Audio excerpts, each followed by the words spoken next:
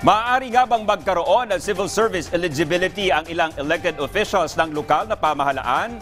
Ilang taong serbisyo ba ang kailangan nilang ipagsilbi para makakuha nito? Yan ang ating ibabahagi ngayon sa ating CSC in Action. Narito po.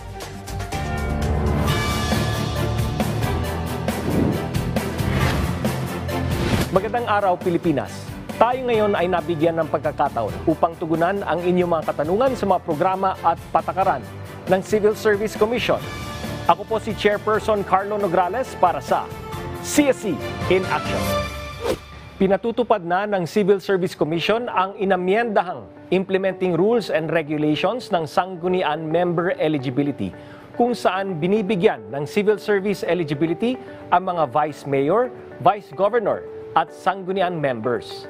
Naging epektibo noong ika-26 ng Pebrero, taong kasalukuyan, ang naturang IRR alinsunod sa CSC Resolution Number 2300882.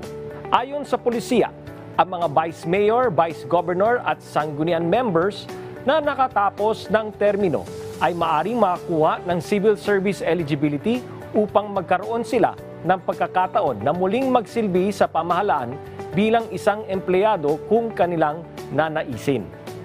Para mabigyan ng Sanggunian First Level Eligibility, kailangan na nakapagserbisyo ang isang sangguniang member ng 6 na taon at nakakumpleto ng hindi bababa sa 72 units leading to a bachelor's degree.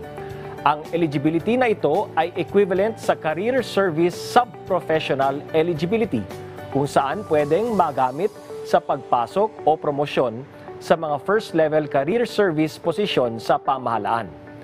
Ang Sanggunian Member Second Level Eligibility naman ay binibigay sa isang Sanggunian Member na nakapagserbisyo ng total na 9 na taon at mayroong bachelor's degree. Ang eligibility na ito ay katumbas ng Career Service Professional Eligibility, kung saan applicable ito sa pagpasok o promotion sa first at second level career service position sa pamahalaan. Ayon sa naamyendahang IRR, ang mga taon ng serbisyo na naisama na sa computation para sa pagkakaloob ng Sanggunian Member First Level Eligibility ay pwede pa ring isama sa computation sa application para sa Second Level Eligibility. Wala nang prescriptive period para sa filing ng applications para sa special eligibility na ito. Ang years of service ng isang sanggunian member sa anumang sanggunian at sa isa o higit pang sanggunian sa ibang lalawigan, lungsod o bayan ay pwedeng pagsamasamahin upang makumpleto ang kinakailangang bilang ng mga taon ng serbisyo. Ayon pa sa amended IRR, lahat ng aplikasyon na dating na-deny ay maaring i-refile ng interesadong aplikante alinsunod sa mga amendments ng IRR pagkatapos makomply at ma-resubmit ang mga kaukulang requirements. Ito po ay magandang balita para sa mga sanggunian members na nagnanais na makakuha ng special eligibility. Kaya naman, hinihikayat namin ang lahat ng mga kwalipikadong sanggunian members na mag-apply para sa grant na ito.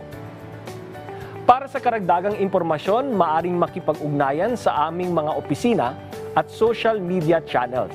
Pwede ring sumangguni sa contact center ng bayan. Hanggang sa susunod nating talakayan, mga issue ay tutugunan. Mamamayan muna, CSC in Action. Ako po ang inyong lingkod, Chairperson Carlo Nograles.